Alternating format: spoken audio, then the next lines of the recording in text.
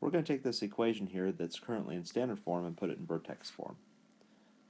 And then we're going to graph it after that. So currently the equation is in standard form, which is y is equal to ax squared plus bx plus c. And we want to get it in vertex form. Vertex form is y is equal to a times x minus h squared plus k. Okay.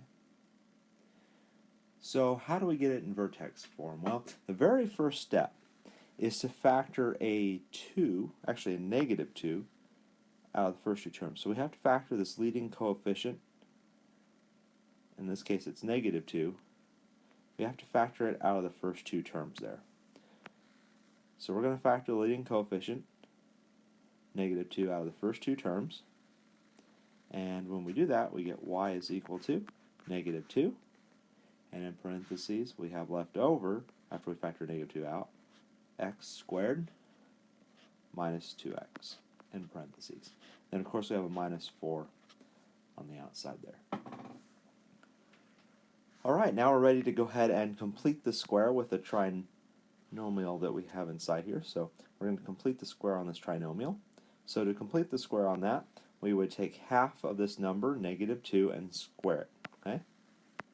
So we take half of negative 2 and square that. And that gives us a value of 1. Okay, so that's what we need to substitute into this equation here. We have y is equal to negative 2 times x squared minus 2x, and we substitute the 1 in there. We have minus 4 on the outside. Now, we cannot just arbitrarily put a 1 right here, okay, without doing something else. And the reason is because the negative 2 on the outside of the parentheses in front there, the negative 2 times the 1, that would be negative 2, okay? So we technically added negative 2 to this side of the equation. So to counteract the fact that we added a negative 2 to that side of the equation, we have to add a positive 2 to the same side. And that'll cancel out the negative 2, and so we don't unbalance the equation. All right, now we're ready for the next step. The next step, since we completed the square on this trinomial in here, we can now go ahead and we can factor it, okay? Or in other words, we can rewrite it as a perfect square. So rewriting that trinomial as a perfect square, we have y is equal to negative 2 times x minus 1 squared. And so that's factored. And then a negative 4 plus 2, that'd be a negative 2. Now, the shortcut for factoring this trinomial that's in the parentheses is you can just take half of this number that's in front of your variable there, half of what's in front of x in this case there. And that would be, of course, negative 1.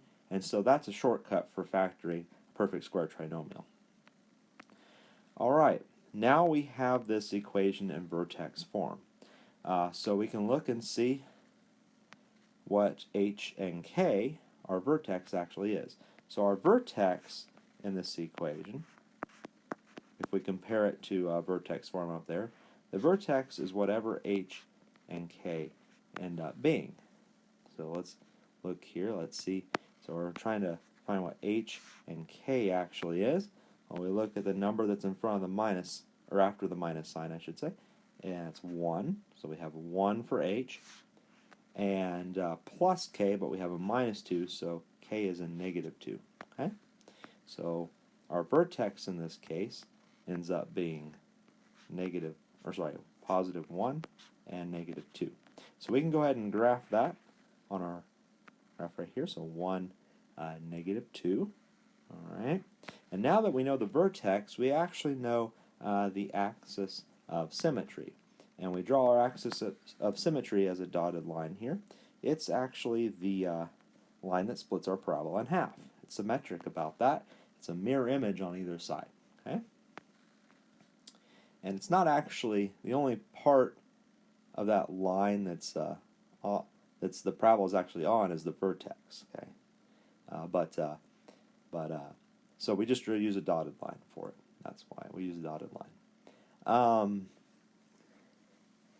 All right, so how do we continue graphing this? Well, we're going to make a t-table.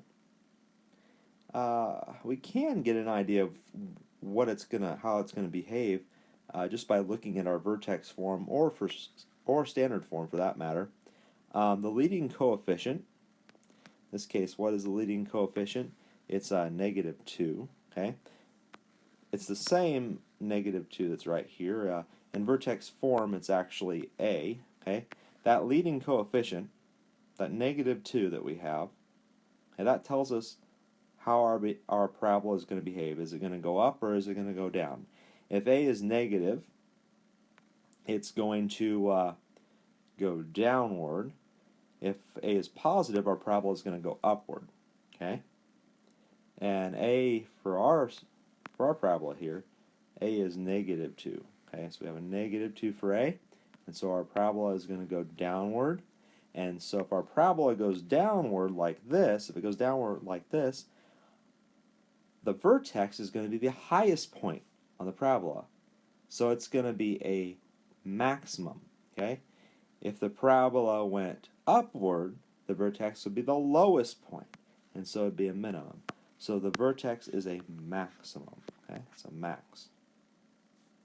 And to get a better idea of what our parabola is going to look like, we're going to go ahead and make a t-table.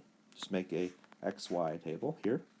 And I'm going to choose values that are equal distance away from my vertex. And the reason why I'm going to choose values that are equally distance on either side away from my vertex is because I should get the same y value if we did everything correctly. And I'll explain more of that here in a second. So what are some values that are equally distance away from my vertex? So the same distance on either side. So same distance this direction and this direction. Well, I'd say 0 and 2 are the same distance on either side away from that vertex. So we're going to use 0 and 2 to plug into our parabola. And if I plug 0, I'm going to use the standard form to substitute these values in.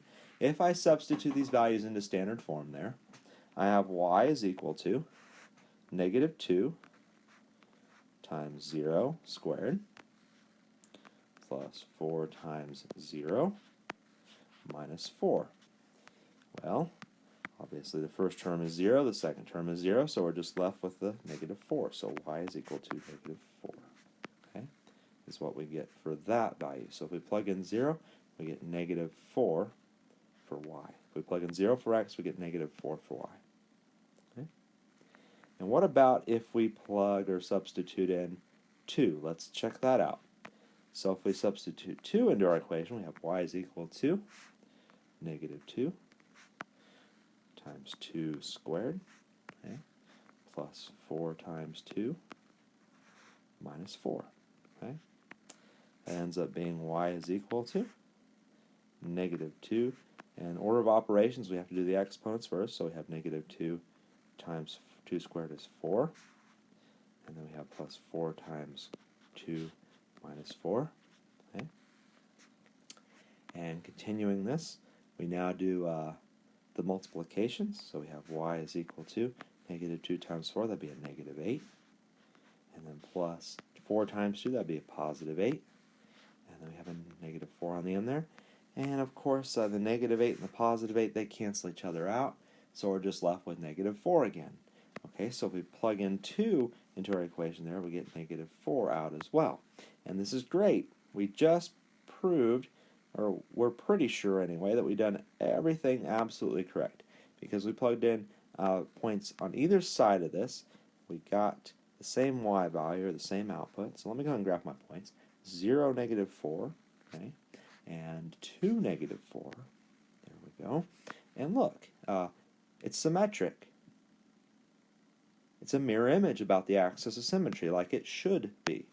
Okay? So, since it is as it should be, we know that we did everything. We're pretty sure we did everything correctly.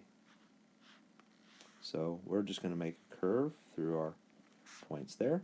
We could graph more points if we want a more accurate parabola, but that's okay. That'll suffice for now.